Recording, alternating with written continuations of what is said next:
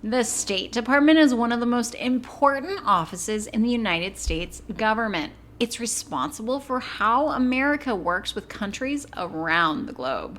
But in the summer of 1998, a group of Russian spies infiltrated this fortress of information, listening in on secrets that were never meant to leave the room.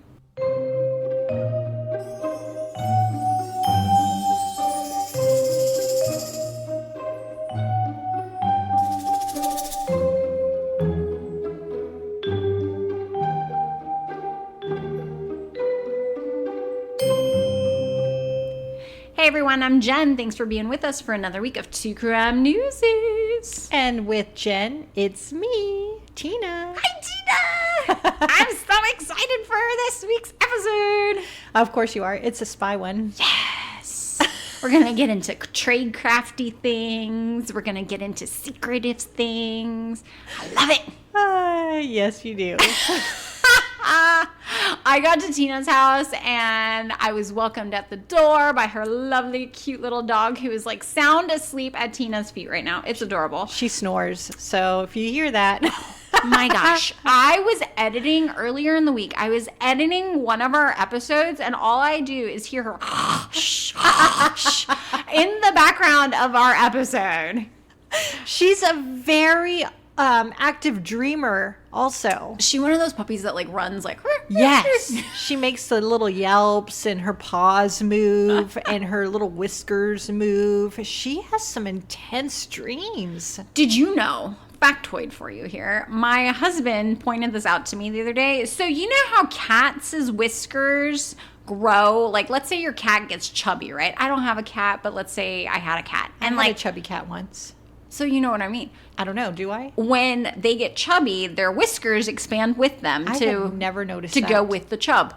Well, apparently the same does not happen. And we discovered this because my dog. So the same doesn't happen with a dog? No. So I call my dog a house hippo. And it's rude, he says. He just kind of lounges. So he's our cute. I mean, he's a good looking boy, but he's my house hippo. And he's expanded quite a bit, and not lengthwise, widthwise. And I was like, husband, I don't understand why his whiskers aren't growing. And he was like, Jen, what are you talking about? And I was like, he's clearly expanding, like his whiskers should be growing. And he's like, Jen, it doesn't work that way with dogs, like cats. So he knew that it was a thing with cats? He knew! Apparently people know this. I did not know that, and I had a big cat. This makes me feel not so bad. Yeah. I'd never noticed her whiskers growing horizontally. I mean, when I gain weight, my pant sizes expand, but, you know. Your hair doesn't grow? No. I don't know where we got to whiskers and pants expanding when this is a spy episode, but here we are. Seriously. Okay, my friend. With all of that being said, are you ready to get to this week's episode? Yes. Good, because I don't think we need a listener warning this week. What do you think? No. So this week we're talking about a declassified episode called The Spy Game, Russian Espionage. It's season 3, episode 1 of Declassified Untold Stories of American Spies, which I love the show. We've done a couple episodes on this, including the Party Marty episode. We did an episode about Ana Montez, the Queen of Cuba. That's right. We did another episode that was about a group of Russian sleeper agents that went undercover in the United States for more than a decade. Mm-hmm. I love these shows. I know, and we've only done a few. They're so good. There's a lot of them, aren't there? Yes. Oh my gosh, there's a lot of spies. There's a lot of spies. So this week's show opens with Supervisory Special Agent of the Department of State, Robert David Booth, who looks like a fella you'd meet at a 4th of July picnic, in my opinion. You don't think so? He looks like a good old grandpa who's never gotten a speeding ticket in his life, who would be hanging out at the ballpark with his grandkids, buying them some, hot dog and some Cokes and things like that. Honestly, in my opinion, he looks like a swell guy. I don't think I've ever been to a 4th of July picnic. We must change that, Tina. I've been to friends' and families' homes on the 4th of July. But I've never been to a random picnic where I would meet a random 4th of July guy. Well, supervisory special agent Booth. Did you say the line above that? Did you say he looks like a swell guy? Yes, I did. You did? Yes, he looks like a swell guy. Why are you laughing at that? Swell? Is it the 60s? I think that's a good word. He looks like a swell guy. I should have done he looks like a swell fella. Oh my gosh. I don't know where you come up with this stuff. Sometimes I wonder too. So, supervisory special agent Booth, or I'm just going to call him Booth because he reminds me of one of my all-time favorite TV shows, Bones. Did you ever watch Bones? Is Bones based on a book? Yes. I've read the book, but I've not seen the TV show. Nerd. I'm kidding. I think I want to say we have all the seasons on DVD. Oh, DVD. That exists still? Well, What do? They just sit there? Yeah, basically, collect dust. Yeah. Well, Booth says that secrecy is essential to the State Department because you can deliver a devastating blow to a country without a bomb by using classified information. He says that Russian intelligence officers are a serious foe to the United States because they're well-trained, they're well-motivated, and they're pro-Moscow. And he says the SVR is the best in the business. Now, we've talked about this before on several podcast episodes, as our listeners may already know. And I really, really enjoy these spy episodes. And the ones I particularly find fascinating are the ones which feature Russia. And I think a big reason behind that is because of Party Marty. Right. Party Marty was my first introduction into the spy world. Thank you, Jen. She was also the first woman spy for the U.S. Party Marty, not me. Right. Thank you for clarifying. Party Marty was our 4th episode, and if you haven't listened to it yet, you can go back to March 2025 and find it there. Oh my gosh, that's one of the ones where we hadn't upgraded our podcasting equipment yet. I'm so sorry for that. We had older mics. They were a little crackly. Cheap. Yeah, very cheap.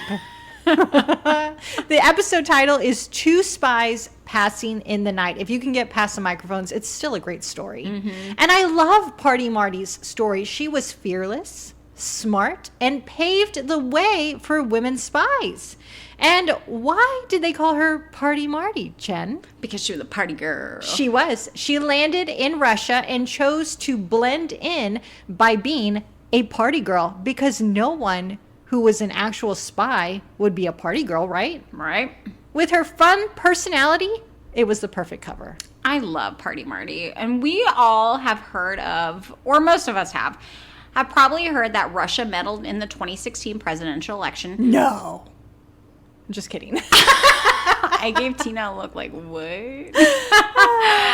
And this is not something new. We've done episodes on this very podcast talking about a group of Russian sleeper agents that lived in the United States undetected for decades. They blended in with society and created normal lives while infiltrating various universities and other powerful institutions. By the way, the election thing is alleged. Allegedly. I love allegedly. We see various news clips on the screen, each with a different headline about Russian spies. One headline reads, Russians indicted in election meddling. Another news anchor says Russian hackers stole cyber secrets. And another headline reads, Russian spies charged in massive Yahoo attack. As the interviewee on screen says, we cannot trust Russia and we should never trust Russia.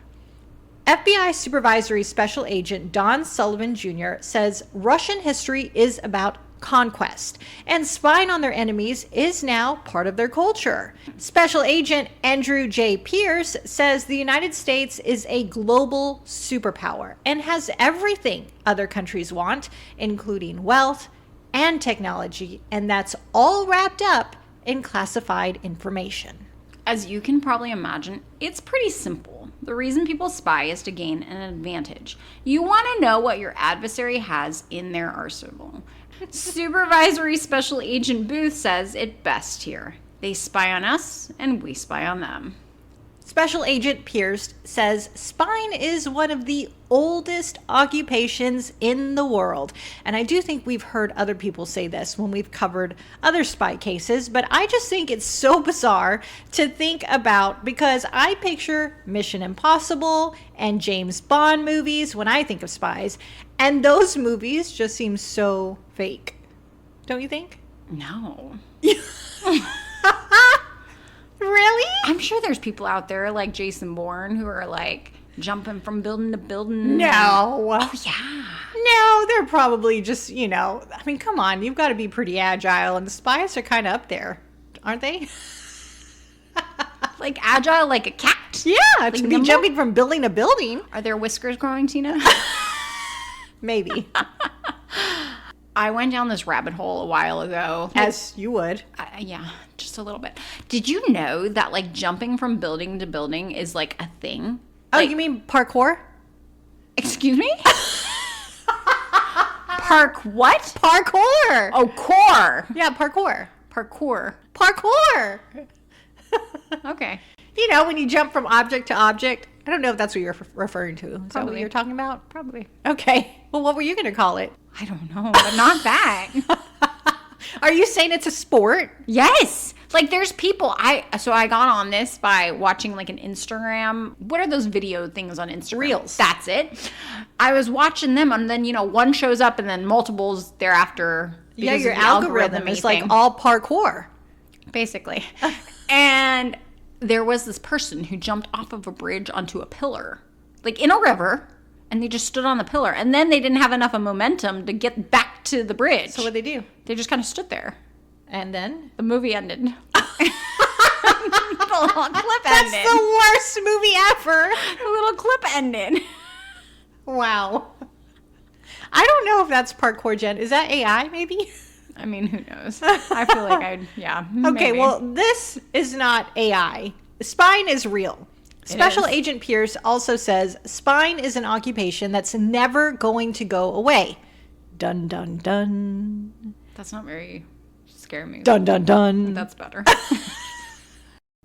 Well, I think that sounds like such a big claim for him to make, but I suppose he's right. I mean, he's a special agent. He knows what he's talking about.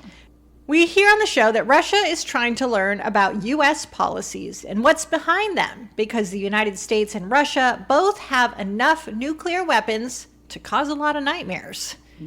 The show mentions the fall of the Berlin Wall, which seemed like the Russian dictatorship was coming to an end in the 1990s. I'm going to stop you right here because you mentioned the Berlin Wall. And as many of our listeners know, I speak German and have visited Berlin before. And there's still, in some parts of the city, pieces of the wall are still standing. Basically, they're memorial type sites. But I want to say I visited Checkpoint Charlie and it was fascinating to see. Do you know what Checkpoint Charlie is? No, tell us. Okay. Well, standing at Checkpoint Charlie makes the Cold War feel a lot less like history and a lot more like a world built on suspicion and surveillance and spies. Checkpoint Charlie was the most famous border crossing between East Berlin and West Berlin during the Cold War. And this is not in the show. It's just I've been here, and so I just want to share this little thing. It was operated by the U.S. military and became a front line between the Western Allies and the Soviet-controlled East. And because East and West Germany were deeply tied to intelligence operations, the area became heavily associated with spies, surveillance, and covert activity. Little factoid for you there. I just think it's super cool that I've been there and I've stood there where so much has happened in the world of espionage. Sorry about that. Back to the show. Well, with the fall of the Berlin Wall, this was also a time when the United States was hoping to begin a new diplomatic relationship with China. The Cold War was over. And this takes us to June of 1992, when the U.S. State Department stated that Russian diplomats didn't need to be escorted around State Department buildings. They were basically free to walk around on their own accord and be treated like any other visitors to the building. And this had not happened prior to this June 1992. And this move didn't sit well with everyone. Special Agent Booth says he couldn't believe that decision was made because he says you do not allow foreign diplomats to walk around inside the U.S. State Department, where incredibly sensitive information is held unescorted. And guess what, Tina? Special Agent Booth's inkling was correct. Well, I agree. This seems like a no-brainer to me. Special Agent Booth goes on to say that this privilege of walking around unescorted wouldn't be happening on the Russian end, meaning that they wouldn't allow Americans to walk around their buildings unescorted, as they shouldn't. Special Agent Andrew Pierce, who says a major reason for this was because the State Department is not a counterintelligence agency, like the CIA, for instance. Remember, the State Department's job is to build relationships, or as he says, build bridges with other countries. So by allowing Russian diplomats to just walk around freely, they felt like they were building bridges. I get that, but I also would think that the State Department and the intelligence agencies would both have to approve policies like this, don't you think? Yeah, they're not being very intelligent, in my opinion.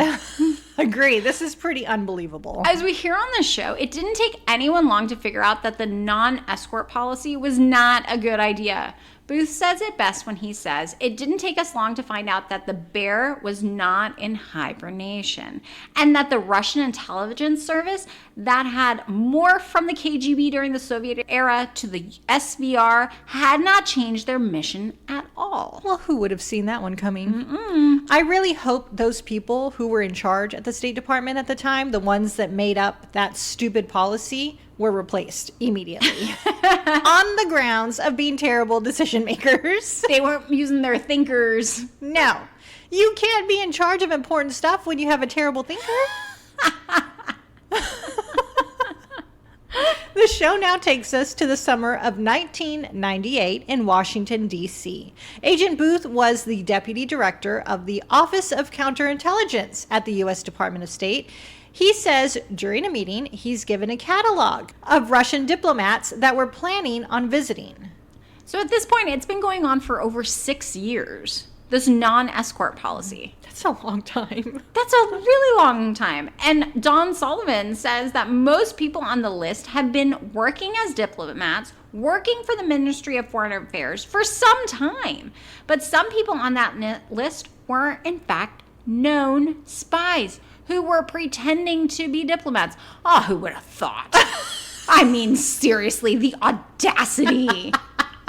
These spies are working undercover as diplomats? Who would have thought that? The spies are being spies? I mean, come on, shame on you. Come on, State Department, use your thinker. Sullivan says these spies are trained in lots of different tradecraft techniques. You know how I love that word, tradecraft. And techniques like how to recruit Americans to work for Russia, how to detect surveillance, how to plant bugs, and so forth. Jen loves a good tradecraft. I sure do. And we've talked about this in past episodes. One in particular that comes to mind is about the group of Russian spies, you mentioned them earlier, who blended in with American suburban life for about 10 years, hosting barbecues and throwing back beers. We found out they were also good with things like invisible ink. So and cool. Setting up traps in their house to see if any spies were watching them. One of their tricks was to vacuum the carpet a certain way on their way out the door. And if the vacuum lines were gone when they came back, they'd know that someone had been in their home. Please come vacuum my home. I don't even need the lines, just vacuum. It's pretty clever, I think, and also a great hack for always having clean carpets. Fact. Tina, could you imagine? We'd never leave the house. We'd just be vacuuming on our way out. And then be like, oh, hold on, I missed a spot. Well, turns out we hear on the show that the number of Russian diplomats who were visiting the State Department building was drastically increasing. And we see a graph on this show, and it looks like an L chart.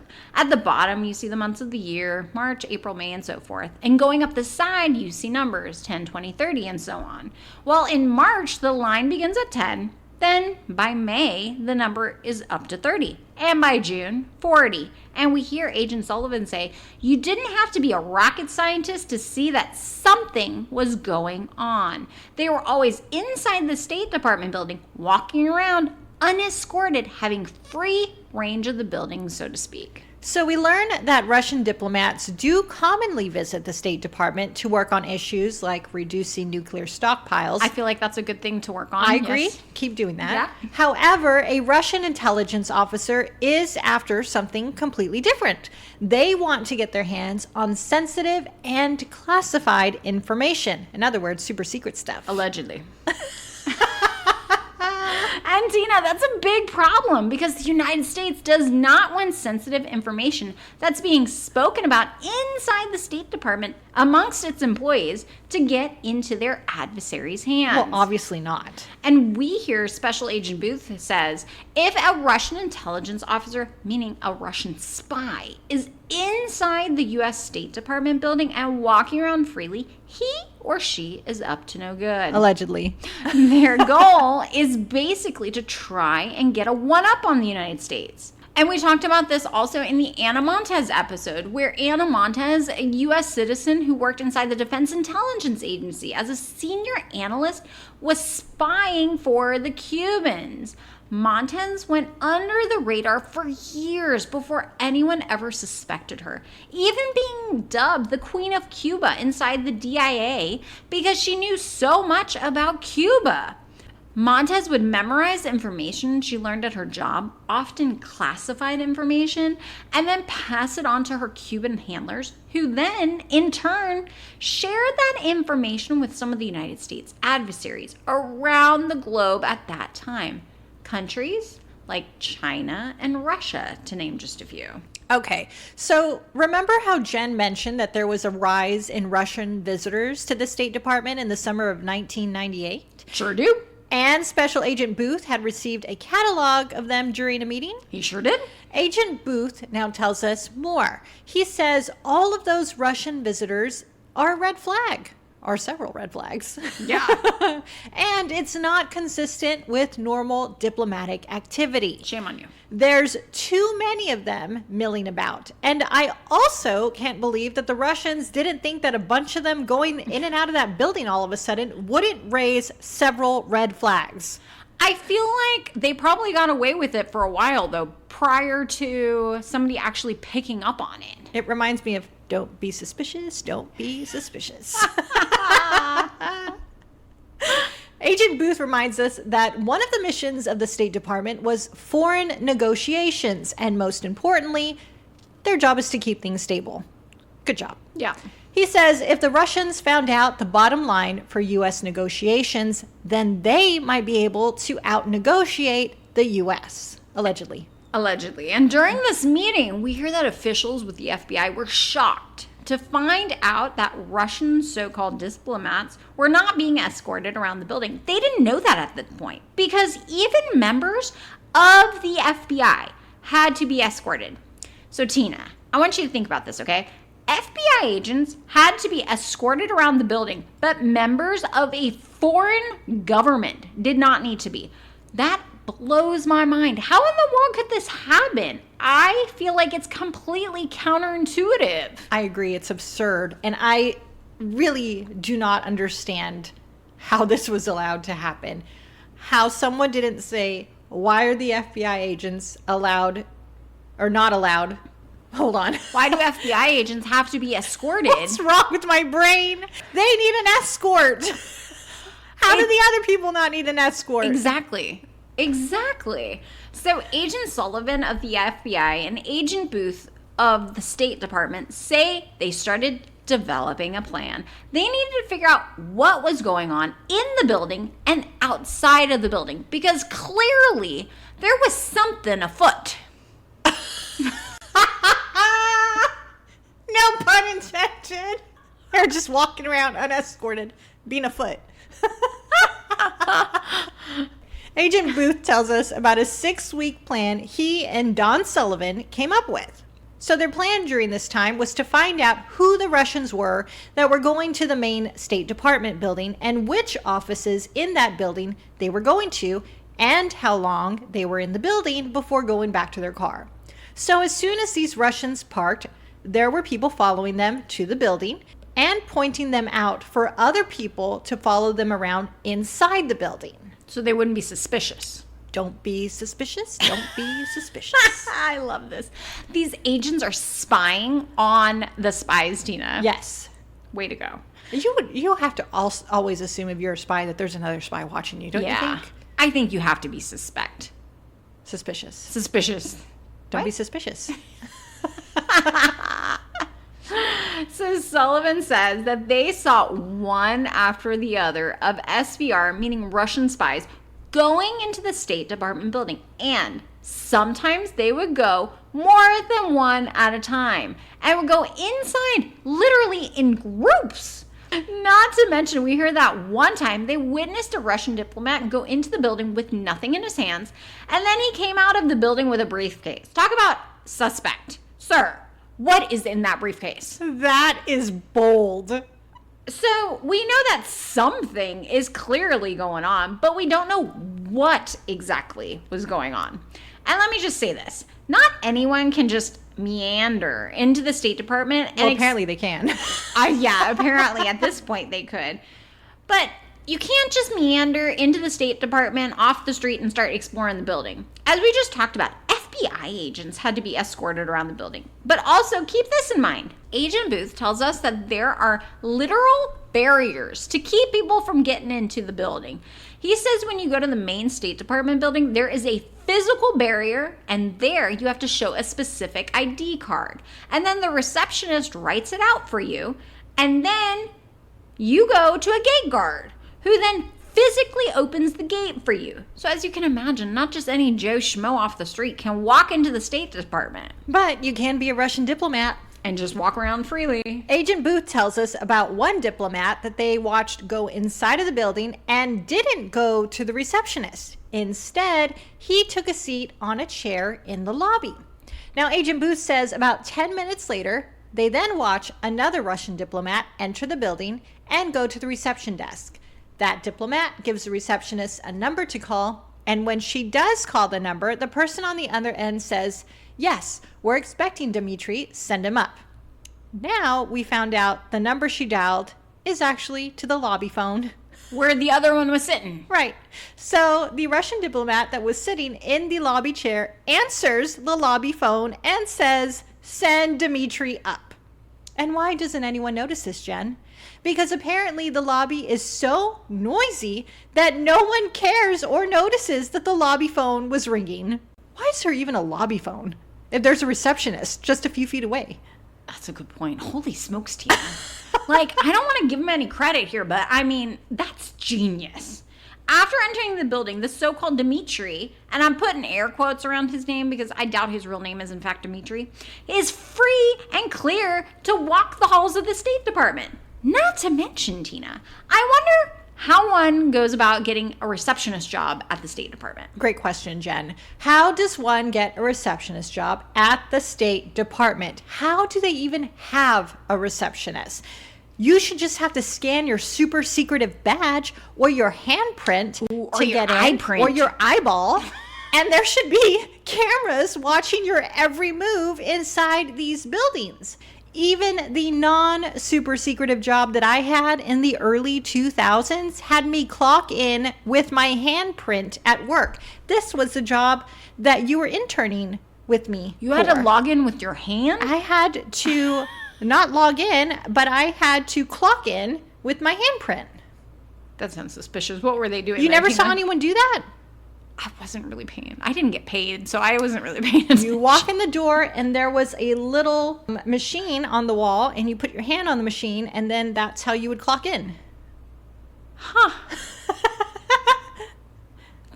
Wow. Yeah. I mean, there was nothing secretive about your job. No offense, Tina, but there Exactly. was nothing This secretive. technology was available to that non-secretive job in the early 2000s. Surely in the 90s, this was available for the federal government. Late 90s. The late 90s. Wow. Yeah. I mean, what were they worried about you having? I think they were just trying to be technologically advanced. I don't know. I was going to say, but the place we were working at was not anything techie. No. I have no idea. What was going on behind the scenes? To be fair, though, that was probably just a super easy way for them to track people going in and out of work because you didn't have any paper logs. You just, Yep. had the electronic log of you clocking in. At this point in the show, one of the producers asked Special Agent Booth a very interesting question. She asked him, why didn't you just kick them out and arrest them? And that's when he gets this little smirk on his face. Did you notice that? I did notice that, and I also like what he says next. He quietly says, they violated no laws. Smirk, smirk. Smirk, smirk. They had violated an internal security rule. But if you do that, you let them know that you're onto them. He goes on to say, let them do it a second or a third time, and we can see what's going on. So instead of arresting them, they let them keep doing what they're doing so they can get a better idea of what they're doing. Yep. Okay. In the world of crime, it's often the smallest details that cost people the most, the things they didn't see coming. And when it comes to your home and auto insurance, overpaying every month without realizing it, that's a costly mistake. That's where Quentin Brown with Shamrock Insurance comes in. Instead of locking you into one option, Quentin shops over 25 top-rated insurance carriers to find you the best coverage at the best price, so you're not left paying more than you should. Whether you're a homeowner, driver, business owner, or even a truck driver, Shamrock Insurance has you covered. No surprises, no wasted money, just smart protection tailored to you. So before your next bill hits like a bad plot twist, make the smart move. Call Quentin Brown with Shamrock Insurance today at 512-337-2482 and let him shop for you. Because saving money should not be a mystery. If you missed that number, it's 512-337-2482. We'll include it in the show notes. Don't wait. Give them a call today. So Agent Sullivan says there are a few things these Russian diplomats could have been up to. Like Diplomats in quotes. Yes, thank you. Like stealing documents or planting bugs. But they didn't know if they were doing either of those things or maybe if it was something else. Allegedly. Agent Sullivan says that doing surveillance on the outside of the State Department is easy. Inside, however, it's a whole other ball game. And in 6 weeks in, they had more questions than answers. And this takes us to May 1998, when Booth briefed the third in charge of the State Department, Thomas Pickering. Not to mention, Pickering was the former U.S. ambassador to Moscow. We hear that Pickering was read in on what had been going on inside the State Department, and I think Booth says it best here. We had a lot of smoke, but no fire. And the no escort policy continued, and so did the suspicious activity with those Russian diplomats. So Agent Booth and Agent Sullivan did the only thing they could do. Keep on spying. They spied on the spies. They went for round 2. They kept an eye on the number of Russian diplomats going inside the building, and it was the same high rate as the first operation until November of 1998. That's when we see a line graph on screen that shows the number of Russian agents suddenly plummets from 50 down to 0. Agent Booth says that meant whatever was being done had now been finished. Tina, talk about suspicious. This meant that whatever they had been up to inside the building was complete. That's a scary thought. So they wait. And this takes us to a few months later when FBI Supervisory Special Agent Andrew Pierce enters the picture. Now, before we jump into why Agent Pierce is important to the story, I want to talk about him a little bit. When we see him on the screen, he doesn't look like your typical FBI agent, in my opinion. He's on screen wearing a suit and tie, but he's got a goatee and he's got long shoulder-length brown hair. Honestly, he looks like a walking billboard I was reading your notes before you said it. Honestly, he looks like a walking billboard for Herbal Essence's shampoo. Don't you think? Sure. Did he have blue highlight in his hair? Did you see that, or was that the lighting? I think that's the lighting, but Okay. if he did, cool. Yeah, good for him. Dude, let's be friends. Like, I feel like he would be like at a rave. Blue's my favorite color. I mean, he looked like a cool guy. Yeah. He's very chill, very just like, I'm here to tell you a cool story. Let's do it. He has one. He's got a cool story. He does. So, Pierce says back in the late 1990s, he was the youngest and most junior agent on his squad within the FBI. So, he did the grunt work, the work that others did not want to do. Agent Pierce says he was in charge of investigating the SVR line OT. OT stands for Operation Technical. He says these guys were in charge of supporting operations, but they aren't doing any operations. So kind of like the IT guys? Is that how you got it? I didn't understand it. I'm just glad that you explained it because I So didn't understand there it. are the spies, the operations people who are actually carrying out the spy operation, and then they have the Handlers. technical guys who are handling like the technical part of it, but they're not actually doing the operations. They're just supporting the Like operations. the people who technically. make like the fake dog do and stuff like that. Sure. So That kind of thing. the IT guys is how I like to think of them as. Oh. People you call for, I don't know, technical help. I used to work at the computer helpline. Did you know this? This is fascinating to me because you hate technology. So I worked in the computer helpline in college. Were you able to help people? No. So I think I got the job because the person who hired me thought I was cute. Like I think that might have been the reason, because truly there was no computer knowledge at all. Oh no. And so what would happen is people, like staffers from the university, would call the computer helpline, aka me, for help with their computers. And so what would happen is like I'd be like, okay, let's reset your computer. So I knew how to do that. And so I would walk them through like resetting the computer. Well, 99% of the time, like that doesn't solve the issue. And so you're just... I really hate when the IT person tells me to reset my computer. I was that person. And or make sure it's plugged in. Yeah, that too. But then every single time I'd have to like fill out a ticket and it gets sent to like the escalation department, where it's like these guys who knew what they were doing with computers. And one of them would be like dispatched to go help this university staffer fix their situation. So I know one of them now, like we're friends now, and he has told me that he dreaded the days when I worked because he would have to be running around the campus. Because you couldn't help anybody. Because I couldn't help anybody. So he had to do all the things. Yes, he did. Sorry about that, James. James, you are a saint. Yeah, I stayed at that job for over a year, Tina. Like, Wow. what was this person thinking? How many days a week did you work that job? Like 3? 3 days a week? You couldn't help anybody? I mean, it would only be for a couple hours between classes, but yeah. Oh my gosh. I know. I always liked like being on the Friday afternoon shift because staffers at that point would go home already, and So nobody would call you, hopefully. Nobody would call me. Jeez, Jen. I know. And after that, I came to work for you. Lovely. You actually knew stuff, though. I mean, you were very helpful to me, I thought. Well, that's good. Okay, back to it. Tina's IT people. This takes us to 1999 when we hear the State Department received an accreditation package from Russia announcing Stanislav Gusev's arrival. Which this accreditation package basically was a package of information from Russia being presented to the United States about a diplomat.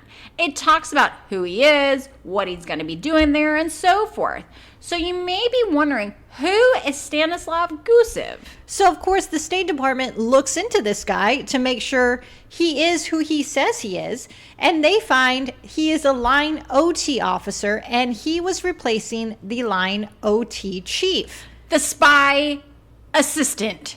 Is replacing the chief spy Yes. assistant. Yes. So the State Department knows he's a spy, but approves him as a diplomat anyway. It really shocked me that they approved him. They knew he was a spy coming to the United States to likely spy, but they just let him in. This is when the producer on the show asked Pierce, wasn't he, meaning Gusev, compromised from the moment he got here because you already knew who he was? And that's when Pierce's demeanor shifts a little. And he says, but they didn't know that. They didn't know that we knew everything we did. Meaning the Russians didn't know that the United States knew they had a spy entering the country. Here's what gets me. How do they expect that this guy is going to get in undetected? Do they think that the U.S. doesn't do background checks anymore because they don't escort people around the building anymore? Maybe. So Agent Pierce tells us that when spies first enter the U.S., they try to keep a low profile because they assume they are under surveillance. So they typically don't do much at all until they've been here for a little while. Kind of like how Party Marty was Party Marty for a while before she did any kind of spy work. Like she was building her cover. So he says because he was so busy tracking other OT line officers, he assumed he had some time before he had to start tracking Gusev. It's like a cat and mouse game, and I love it. Tracking people, doing trade crafty things. How cool is this? It sounds exhausting to me. Oh, if I was a spy hunter like Pierce here, I'd be side-eyeing everyone I meet. Are you a spy? Are you? I'd be wondering every time I saw someone scoping out a cantaloupe or buying a zucchini at the grocery store. Zucchinis are suspicious. We hear that Gusev didn't follow normal protocol. And by happenstance, officials who were watching the State Department one day noticed a Russian diplomatic car roll up in front of the State Department and put money into a parking meter. Now, why is this important? Because Agent Pierce says diplomats don't use the parking meters because they don't care about getting parking tickets. And that's when we see a news clip that says DMV figures show Russia tops the list of deadbeat diplomats with $27,000 in unpaid parking tickets. That's a lot of parking tickets. The surveillance team follows Gusev, the Russian diplomat, to a park and gets a few pictures of him. We see the picture on the screen, and Agent Pierce says the photo shows Gusev elbow deep with his hand in a bag. 2 days later, Pierce says Gusev's car was parked again near the same area. And the surveillance team started recording Gusev on video again because they had an inkling that something was up. They found Gusev on that same bench Tina just mentioned, and his arm was once again in that same bag that he had brought along. Suspect. Don't be suspicious. Don't be suspicious, that's right. Pierce says the thought was that Gusev was doing area familiarization. He was getting to know his surroundings for a future operation. So Pierce took a special interest in Gusev. And we hear he was out there every single day looking for Gusev. Agent Pierce says he used a Thomas guide, which is one of those paper maps or an atlas that people in the 90s and before used to keep in their cars before being replaced by navigation systems and Google Maps. I love those Rand Morgan maps. Yeah, it's like a Rand Morgan Those map. are great. And for months, Agent Pierce says he would mark his map at every location that Gusev parked and reparked his car, everywhere he walked, and the places he stopped for even a brief pause, and everywhere he sat down. He says he noticed once Gusev left the parking spot around the state building, he'd then park and repark his car. He'd walk around the park and sit on park benches. And then one day he noticed the man was no longer sticking his arm elbow deep in a bag. Instead, he was sitting on the benches and reading a book, or sometimes he would smoke a cigarette. Just wasting time is what Agent Pierce says. I wonder what kind of book he was reading. Do you not have that question? You know, I bet they knew what kind of book he was reading. I wonder if he was actually reading the book or if he was just pretending to read the book, though. I mean, it's kind of hard to, like, pretend after a while. Right? No, not Yeah. really, because if you're a spy, you're probably pretending to read and then watching if anyone else is spying. Ooh, this is why we're not spies, Tina. That would not come naturally. So he was basically burning time. But of all the places to go and waste time in Washington, D.C., the nation's capital, why go and sit on a bench outside the State Department without a purpose? It doesn't make sense at all. Okay, so when I first heard Agent Pierce say this, my first thought was that this guy was maybe a decoy. Because it obviously wasn't difficult for the State Department to figure out that he's a spy when they first got his paperwork, right? So did the Russians know they would let him in as a spy and then used him as a decoy so the U.S. intelligence would follow him around doing nothing while other spies were actually doing spy business? Like mallard ducks. Yeah. You know? Did you ever watch that show, Duck Dynasty? So you put a fake duck. No, listen to this. You put a fake duck, like in a pond, and ducks that are flying overhead see that fake duck in that pond, and then they go land there. Yeah. You didn't know that? No. Oh, it's true. I didn't watch Duck Dynasty. I loved it. Okay. Uncle Si, he was my jam. Your eyes just lit up. Yes, that is what I thought. So I thought Gusev could possibly be a mallard duck. Now we see a map on screen with red dots indicating all of the places Agent Pierce had marked. Pierce walks us through this and says all the dots along the Virginia Avenue roadway were the places that Gusev parked but didn't repark. And Pierce says this is when a light bulb lit up in his head. Ding! Just like that. His thinking is that this guy is not a mallard duck. He's not a decoy. Nope. Instead, he's trying to get as close as possible to the state building. The State Department building. Thank you. So, this is when Pierce started asking for help, telling anyone who would listen. I have a guy on a bench outside of the State Department. He looks suspicious. He's doing something technical, and maybe there's radio frequencies or something like that involved. Tina, tell me about radio frequencies because I got a little confused about this. We know you do. Agent Pierce says he asked our intelligence if there was any kind of portable device that would be able to tell him what radio frequencies are there when Gustav is around and what frequencies are there when he's not. So radio frequencies are like the little like... Exactly. Yeah. Like, I'm just seeing like an old Looney Tunes where you have the waves, you know? Uh-huh. Is that what you're... No, not following. Okay.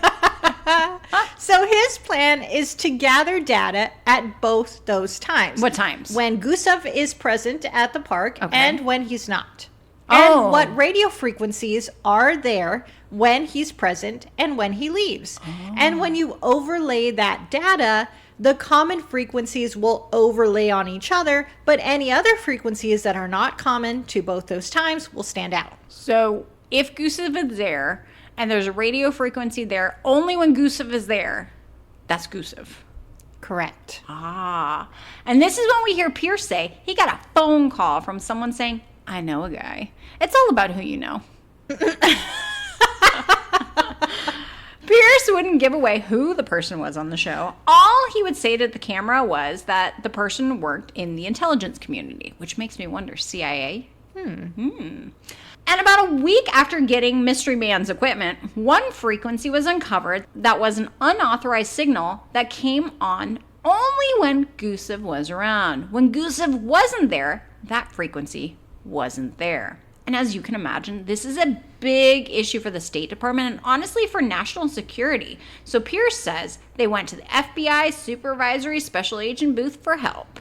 This meeting takes place in the spring of 1999. Agent Pierce shows him the video they have of Gusev and told him about the radio frequencies. Agent Booth thinks back to his own investigation and remembers the sudden drop in Russian visitors just a few months earlier. We talked about they went from 50 to zero. Agent Booth is intrigued and thinks there is definitely something going on here and they need to discover it immediately. The game's afoot. Something's afoot. Something's afoot. So what's the plan? First off, they need to find out where the audio transmission is, where that radio frequency is coming from. They know it's somewhere in the State Department, but where? And truly, the possibilities are endless. And I highly doubt they're listening to the ladies' room banter or hearing the clanking of pots and pans in the cafeteria. So the question was, where is that radio frequency located? So let's talk about the plan, about how this group of spy hunters was going to work. Agent Booth gets the FBI agents special badges that make them look like they are working as contractors in a nearby building. Then he finds them a small room and pretty much a closet with a window that overlooks the area where Gusev was parking. Agent Pierce says with help from the intelligence community, the FBI was able to access equipment to help them figure out where the audio transmission was coming from. He knows a guy. Pierce says the first day they received the equipment from his guy, he was holding an antenna and pointing at the State Department building. And that's when he saw Gusev drive into the area, park his car, and voila, the signal turned on. While this is going on, that technician working the machine connected to the antenna gets a hit. And he asks Pierce, "What floor are you pointing the antenna at?" Pierce says, "Top floor of the State Department." The technician asks, "Where on the top floor?" And Pierce says, "There's a glass stairway there." Why is this significant, you may be wondering? Well, it's because these radio frequencies can travel through glass much easier than through concrete, meaning there was something mounted to an external wall of the State Department. Agent Booth says the first thing they have to do is find proof that there is an actual device there. So they sent in another sound technician to test the signal strength. When the technician walked into the State Department building and towards the glass staircase, the signal got stronger.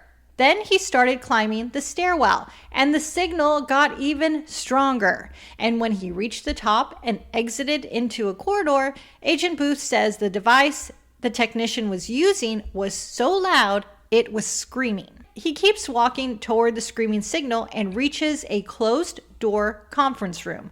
There's a meeting in progress there, and the technician also believes the signal is coming from that room. So what's inside that conference room? You'll have to tune in to Crime Newsies next week to find out. Just kidding. That's mean. That is so mean. Inside this conference room on the top floor of the State Department, and that entire floor itself houses the executive offices of the State Department, and none other than the Secretary of State, who at that time was Madeleine Albright. We also learned that the conference room was pretty much open to anyone in the building. It could be reserved by visiting dignitaries, the Department of Defense, or it could be used for something as mundane as a lunchtime hangout, or as important as classified meetings. So they know that something is inside this conference room, but what could it be? And what all had the Russians learned? Because it's needless to say that there were some very confidential things that were discussed in that conference room. Things that have national security implications, not things you want your adversaries to know about. Obviously, the team needed to get inside that conference room and do a full sweep to find out where exactly this bug was located. So under the cover of darkness, in the middle of the night, the crew made their way inside. We see a reenactment of this sweep on the show, and it's fascinating. They have what looks like a metal detector, and they're sweeping it across this dark blue carpet. They take the detector and move it up and down the walls, and they are doing what feels like an impossible task at this moment. They only have about 4 hours to sweep this room, and the room is huge. We see the reenactment of the detector moving along the molding of a chair rail, and Agent Booth explains the rail is there to protect the wall, so when you move your chair back from the table, it hits the railing and not the wall. When the detector moves along a part of the chair rail behind a curtain, they start getting some weird indicators from their detector. Agent Booth says what's also peculiar about this part of the chair rail is that it's always covered, either by a curtain or by a large plant sitting in front of it. They test the rest of the chair railing, but didn't get any other strange hits, only from that one spot behind a curtain. So they were certain there was a bug in there. Tina, there's a bug inside the chair rail, and it's not carpenter ants we're talking about. There's spy stuff inside the chair rail.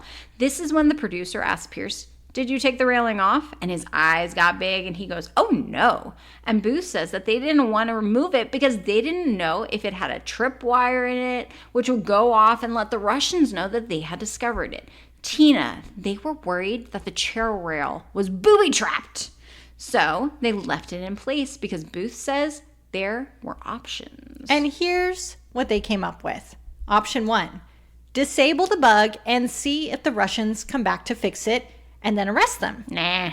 Option 2, remove the bug for examination so they can employ appropriate countermeasures. Nah.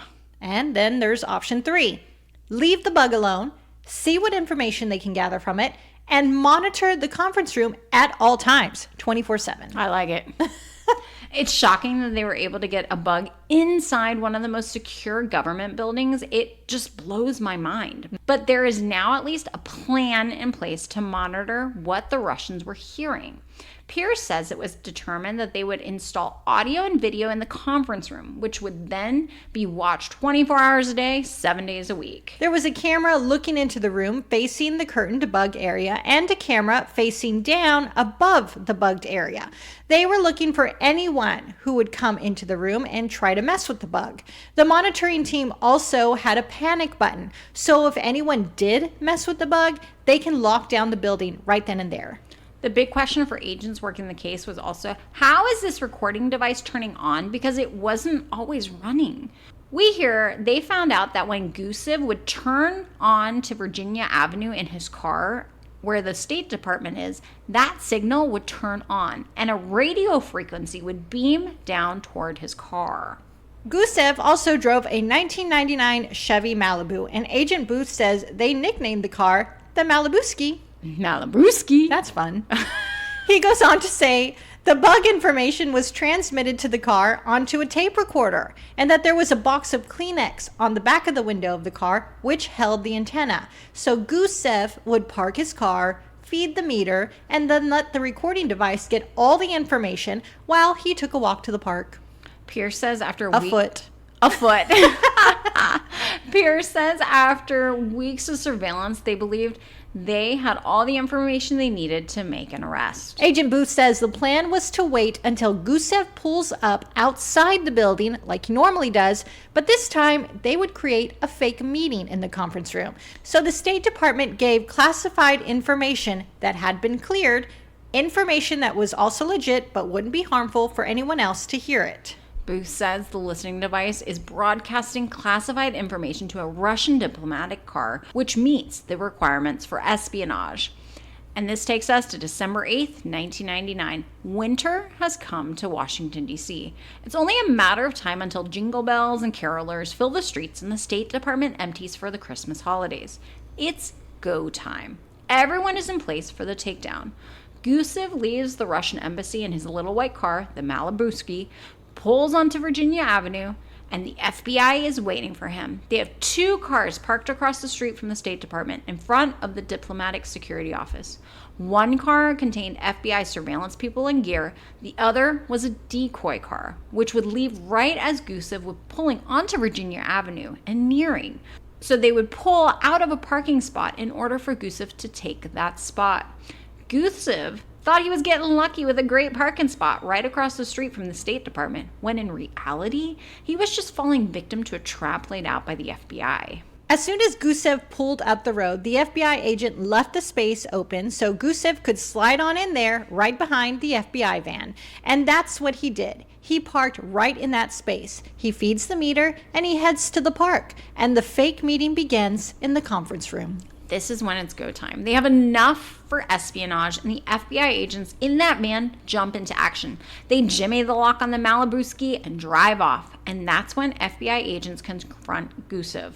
Booth says Gusev wanted to know what all the fuss was about and told the FBI that he was outraged because he was a Russian diplomat and had immunity. Gusev is handcuffed and taken to the FBI office. They empty his pockets, remove his belt and his shoes, and send it through the metal detector. You know, the same miserable experience we all have to endure at the airport. When they give Gusev his stuff back in the office, they notice that he puts all of his things back into his pockets, except for a white pill that's left on the table. Everyone stares at the pill thinking it's a cyanide pill. like the one we've talked about in other episodes. Sometimes spies carry a pill that they can take that will kill them instead of having to talk to the enemy. Gusev knows what these guys are thinking. He thinks that they think that it's that pill. But he tells him, nope, that's not the case. He's just been sick. And he puts the pill back in his pocket. It's actually medicine this time. At this point, the tension is gone, and Pierce says they wanted to know everything that Gusev know. But he's a good intelligence officer, as Pierce says, and Gusev knows not to say anything at all. Because Gusev was a Russian diplomat and has immunity, he would simply be sent back to Moscow, persona non grata, meaning he would never be allowed to come back to the United States. Remember Party Marty was kicked out of Russia, persona non grata, back in the episode we did, which we spoke about earlier? Yes, I feel like that's a pretty diplomatic way to handle these things. Get out of here and don't come back. It's certainly less violent than in James Bond movies. True. Now we see a replica of the device hidden in the chair rail. It was removed when Gusev was arrested. There's about 30 button batteries, you know, the same kind that you put in Apple AirTags. Yep. And there's a small square receiver and a small audio transmitter. There's also a tiny microphone embedded and tiny antennas for the receiver and the transmitter. We hear that the technology Russia used was profound for the time. Back in the 1990s, when boomboxes were still all the rage, the audio was ahead of its time. Pierce says in a pinhole opening behind a curtain, behind a plant, you'd think it would be muffled, but it was crystal clear. Agent Booth says this was the first time in history that they were able to get their hands not only on the bug, but the receiving equipment that was in Gustav's Malibu ski. It was a real win for the U.S. intelligence community. Now, you may be wondering, what happened to that non-escort policy for Russians inside the State Department? You may have guessed it, but after this case, it was rescinded. I really hope that person who put that policy in place and the person who suggested it felt like a real big dummy after that. And I hope they learned a lesson to treat your neighbor as they treat you, like spies. Want to hear something even crazier, Tina, before we close out? On the show, Supervisory Special Agent Booth says that this case is actually active today. And he says there is a debate in the intelligence community that the Russians did it all themselves or that the Russians had a friendly hand, a system. Meaning, is it possible that a State Department employee helped them? Booth says, absolutely. And Pierce goes on to say, just because no one has been arrested as having been an accomplice or co-conspirator does not mean that they don't have information that may or may not be used in the not so distant future. Tina, someone inside the State Department, it's exactly like Ana Montez. Is there another Ana Montez inside the State Department? Now that, my friend, is the real question. Very interesting. And I really enjoyed this episode. I love a spy versus spy episode because I find this stuff so fascinating. I would find it exhausting. I couldn't be a spy. Like, I can't. No. I have trouble remembering what I buy at the grocery store. So that's not my... I just don't want to have to worry about watching other spies. It's too much work. Before we close, the show ends with Booth and Sullivan side by side sharing the screen, and the producers heard asking both men, do we have bugs in the Russian embassy? And both men, almost in tandem, say, I hope we do. And Pierce says, now that's a question. And then he goes on to say that he obviously can't discuss it, but it's a gentleman's game. It's both sides going after each other, and that's where the show ends. That was a fun way to end the show, I think. It's the long-haired rave dude. I think he's so cool. He's so chill. And as Tina does not like the word, but I feel like he has a total like vibe about him. Oh no. You said it. I said it. Well, we would love to hear what you thought about this episode. You can send us an email. We're at twocrimenewsies@gmail.com. You can send us a Facebook message, an Instagram message, or you can also leave us a listener review. 5 stars, please. Yes, please. We just had another one come in from listener MAJ8614. She says, what a fun, well-produced show. So glad I stumbled across this one. Amongst all the true crime shows I listen to, this one is a breath of fresh air because Jen and Tina are so entertaining. It's a must listen. Thank you. That's awesome. That's so fun. Oh, I love it. I really enjoy reading these reviews and we get some every couple of weeks. So please keep them coming. Yeah, for sure. Well, real quick, if you enjoyed this episode, share it with a friend. All right, all you newsies out there, thanks again for joining us for another week of Two Crime Newsies. We hope you enjoyed being with us as much as we like being with you. And with each other. Yes, definitely. It's one of my favorite times in the week. Yeah. All right, everyone, we will talk to you again next week. Bye.